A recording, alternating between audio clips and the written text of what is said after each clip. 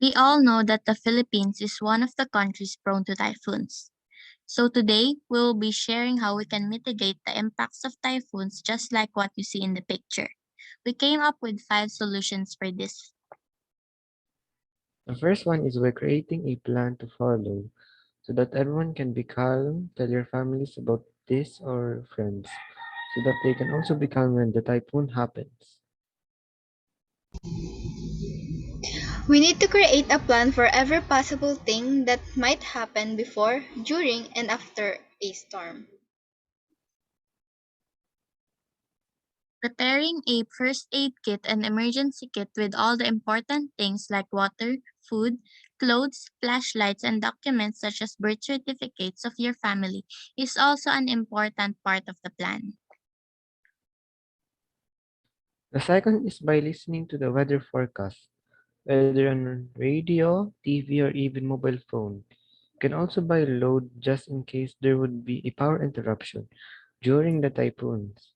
Also, charge your phones. People can be informed when a typhoon is coming and where it will land. It will also inform you how strong the typhoon will be. The third one is by educating people so that they can be aware of being prepared for calamities like typhoons. This is very important because some people are unaware of these kinds of things.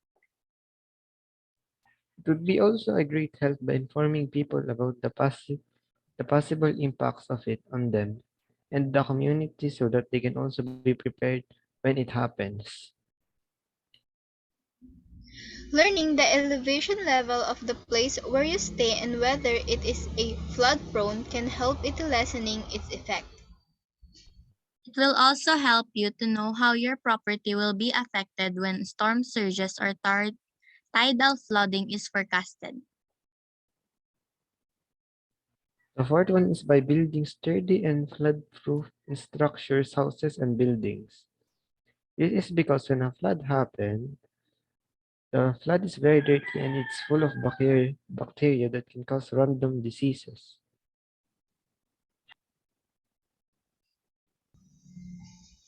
You should avoid building in flood-prone and landslide-prone areas because those places are one of the most affected places when a typhoon comes.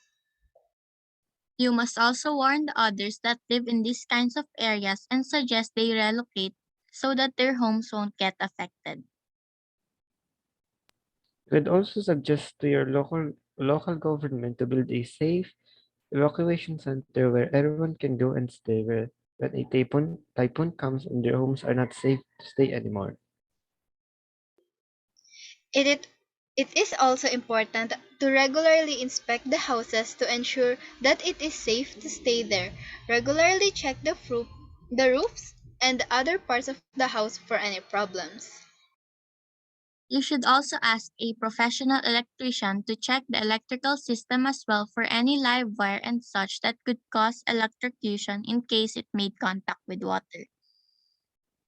Lastly, we must clean the environment, especially the drainage, so that rainwater can flow and not cause a flood. We also need to clean because of mosquitoes laying their egg in dirty places such as the drainage. You could also participate in cleanup drives that clean bodies of water such as rivers and lakes to avoid blocking the flow of the water. Planting more trees is a small action, but in the future, these trees you plant could sip the rainwater and lessen flooding. This is all we have for our PechaKucha presentation.